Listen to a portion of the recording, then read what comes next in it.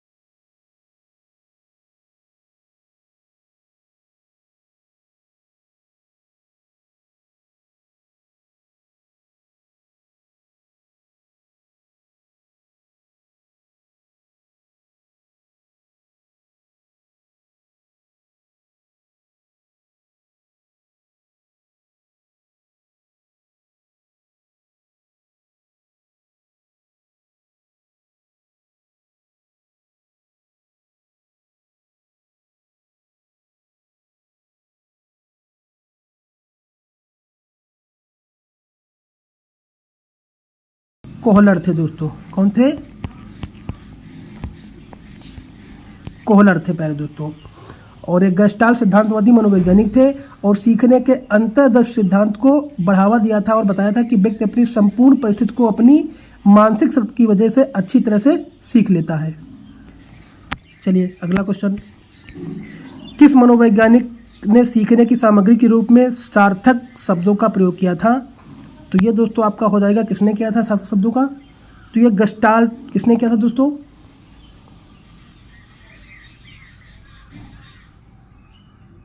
किसने किया था?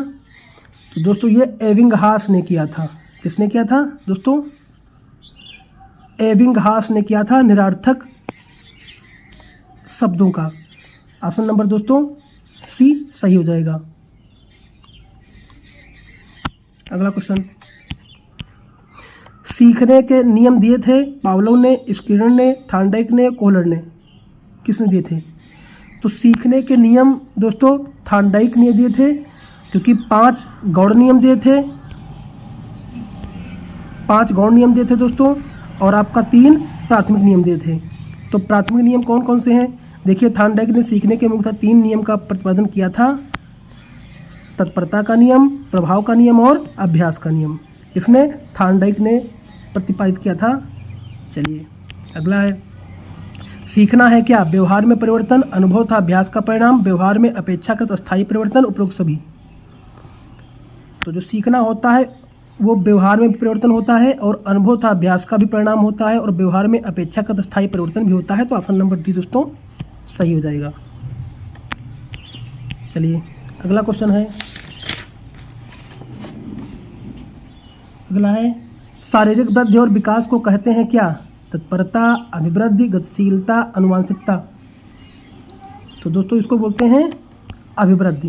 क्या बोलते हैं? अभिवृद्धि दोस्तों बोलते हैं। और शारीरिक वृद्धि के कौन कौन से सिद्धांत दोस्तों हैं जो कि आगे दिया गया? देखिए सिद्धांतों का प्रतिपादन कौन किया था? फ्रायड था मनोलैंगिक विकास सिद्धांत, दोस्तों पियाजे का संज्ञानात्मक सिद्धांत, एरिक्सन का मनोवैज्ञानिक सामाजिक विकास सिद्धांत, और चोमस्की का भाषा सिद्धांत, और कोहलर का नैतिक विकास सिद्धांत। चलिए आगे देखते हैं। चिंतन संज्ञानात्मक पक्ष में एक मानसिक क्रिया है या कथन दिया था? डेवी द्वारा, गिलफोर्ड द्वारा, क्रूज द्वारा और रास द्वारा। तो दोस्तों ये चिंतन संज्ञानात्मक पक्ष में एक मानसिक क्रिया है, ये दोस्तों दिया था रास महोदय ने। बहुत इंपॉर्टेंट प्रक्रिया है दोस्तों। तो आपका ऑप्शन नंबर डी दोस्तों सही हो जाएगा, जो कि रास महोदय ने। अगला है बाल मनोविज्ञान के आधार पर कौन सा कथन सर्वोत्तम है? सारे बच्चे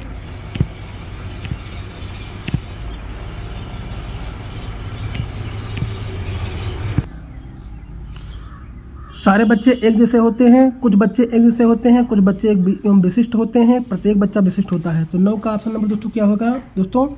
तो ये होगा प्रत्येक बच्चा विशिष्ट होता है, प्रत्येक बच्चा विशिष्ट होता है, जो कि ऑप्शन नंबर डी दोस्तों सही हो जाएगा।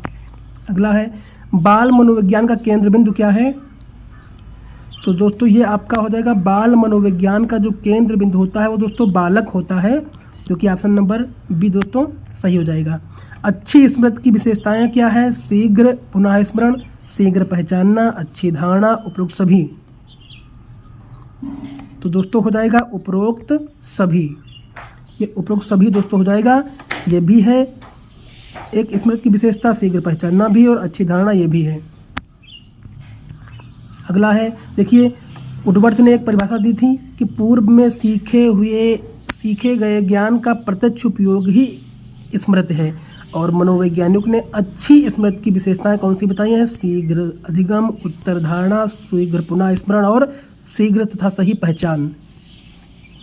तो ये भी इंपॉर्टेंट आपके क्वेश्चन इससे बन जाते हैं। संवेग शब्द का शाब्दिक अर्थ क्या होता है? क्रोध और भय, स्नेहता, प्रेम, उत्तेजना या भावों में उथल पुथल, इसमें से कोई नहीं। कौन सा दोस्तों हो जाएगा?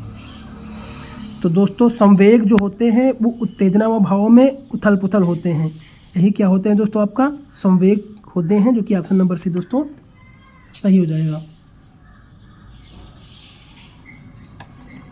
चलिए अगला क्वेश्चन। कौशल सीखने के पहली अवस्था है यथार्थता, कल्पनाशीलता, समन्वय और अनुकरण। तो दोस्तों हो जाएगा, ये हो जाएगा कौशल सीखने की पहली अवस्था क्या होती है? अनुकरण होती है। अनुकरण के द्वारा ही पहली सीखा बच्चा कोई सीख पाता है, जब वो किसी बात को अनुकरण करके सीखता है, जो कि ऑप्शन नंबर डी दोस्तों सही हो जाएगा। और कौशल सीखने की